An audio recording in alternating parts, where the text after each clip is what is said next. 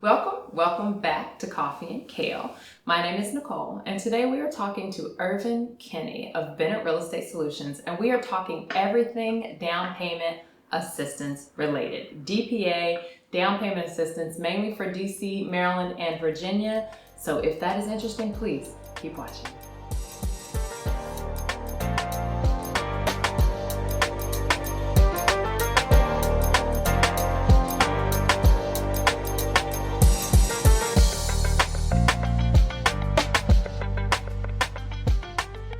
Welcome to the Coffee and Kale podcast. Here we have an educational approach to everything real estate and finance related. If you're a first-time home buyer, a seasoned investor, or just looking for an understanding, this is the place for you. I'm your host, Nicole, and I'll be your guide on your financial journey. Grab a cup of coffee, sit back, relax, and join us as we grow together.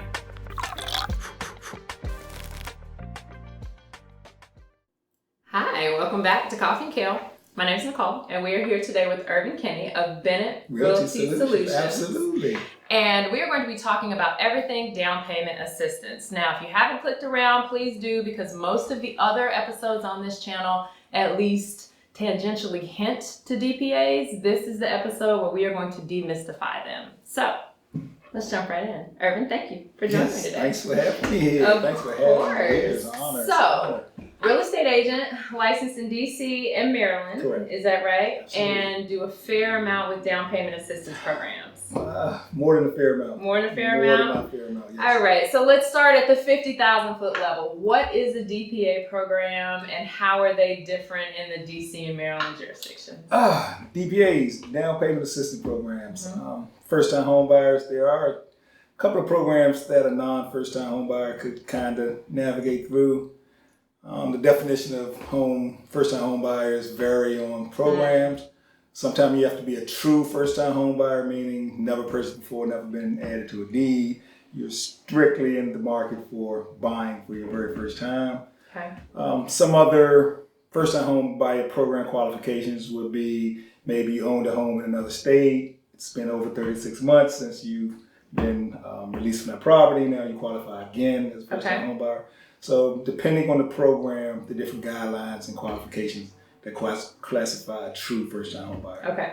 And from a mortgage perspective, down payment is how much you have to put down to get into a property. So Yes. The bank looks at it as skin in the game. If you're going to buy a house, you have to put 3 or 3.5% towards the purchase. These down payment assistance programs will offer you anywhere from 3% up to right now, at the time of this recording, over $200,000 in DC. Absolutely. So let's talk about the DC programs. What happens in DC, or what's available in DC, I should say? I'm pro DC, born and Okay. raised here in DC, so I'm going to be a little biased toward DC programs. That's fair. DC offers the most assistance for first-time home buyer. Okay. Of course, the property values are a little more on the higher side here, thus the reasoning for giving first-time home buyers more financial help. Okay. Right now, a person can qualify for around $200K plus an additional $4K, which is usually about 1% toward closing. Okay. Very few DPAs offer closing assistance. That's true. DC is one of the programs that does.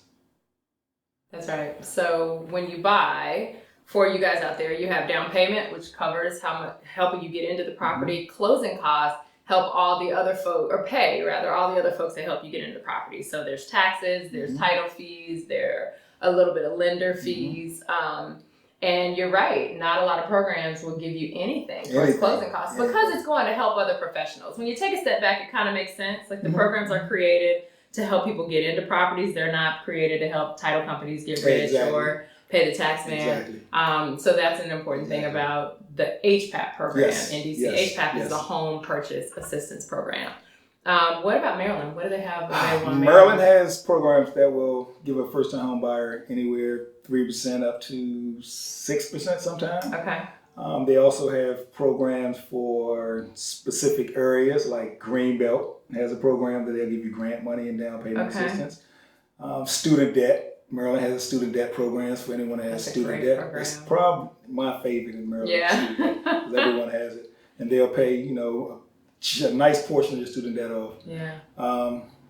The student debt program, which is called Smart Buy, has the strictest guidelines because Okay. they are literally paying off your student debt up to a certain amount. Yeah. So they require, a little more than just an average first-time home buyer program that's going through the program. Okay. So, what about credit score? What should people be prepared for if they're using these programs? you always want to strive for perfect credit. Sure.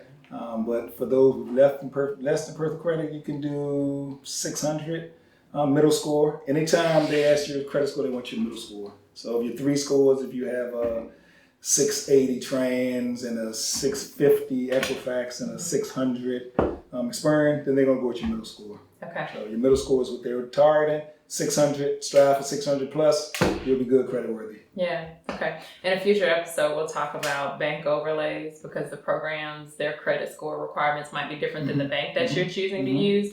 But we're going to stay focused on DPAs today.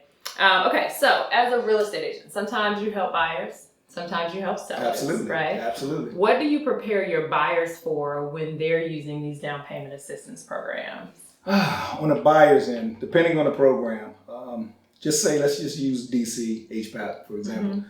They're going to require past inspections. Okay. First-time home buyer and using the DC program can't buy a fix-up or can't get an investment property. Sure. So they're going in with the intents to own occupied.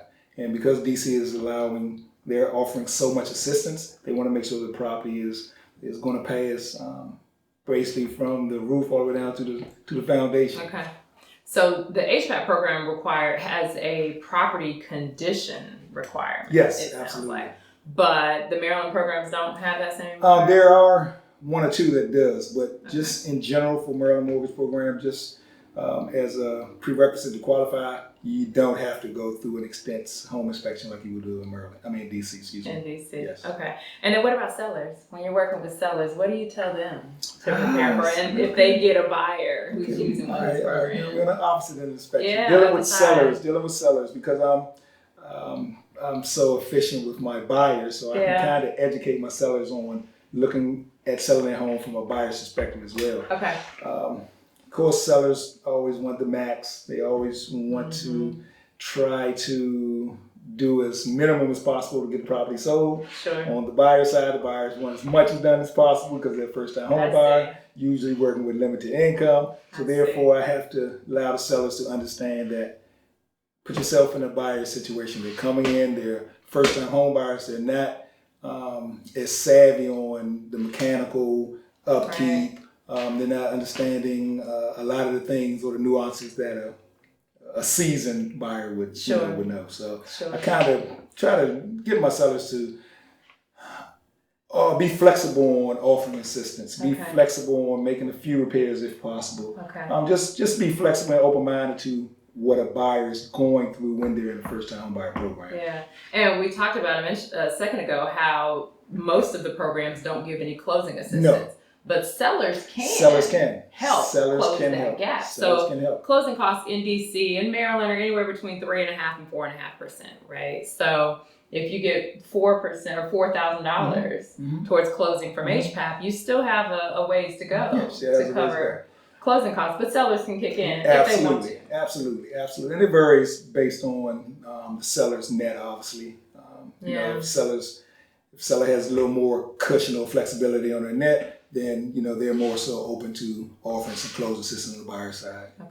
Okay. What objections do you hear from sellers when they say, "Oh, I do," or do they welcome the down payment offers, or are they scared of them? No, they're scared of. First of all, cash rules. So on the seller side, the seller's going to always want cash. Always want cash. When you're speaking of a buyer that's coming in, obviously getting financed, if they're going through a program, sellers have a big misunderstanding that a buyer in a program isn't going to close or is more likely not to close than a person not in the program. Because the seller's money is coming from multiple places, coming from the primary lender, and then the rest is coming from the program. Right. So sellers, in the perfect world, a seller want everything at one time. Cash rules. One person to talk to. There you go. One underwriter. Want everything. Is more, That's fair. Yep. Yep. So what about timeline? How long are we looking for a traditional closing without down payment assistance versus a closing with down payment assistance? Without down payments, what, 15 to 21 days without. I mean, we can do 20-day closes here in our office right now. But speaking of cash, then we can close even quicker. Fair. It depends on what DPA you're using. Okay. If you have a DPA that's a mandatory inspection, then we have to allow time for the home inspection. We have to allow time for repairs being made if needed. Versus if you're using a DPA with no home inspection, or if you're submitting an offer on the buyer side without having the inspection being contingent. Okay. All right. And so that's the inspection contingency. Yes, absolutely. So time varies, but normally a DPA, 30 days or less.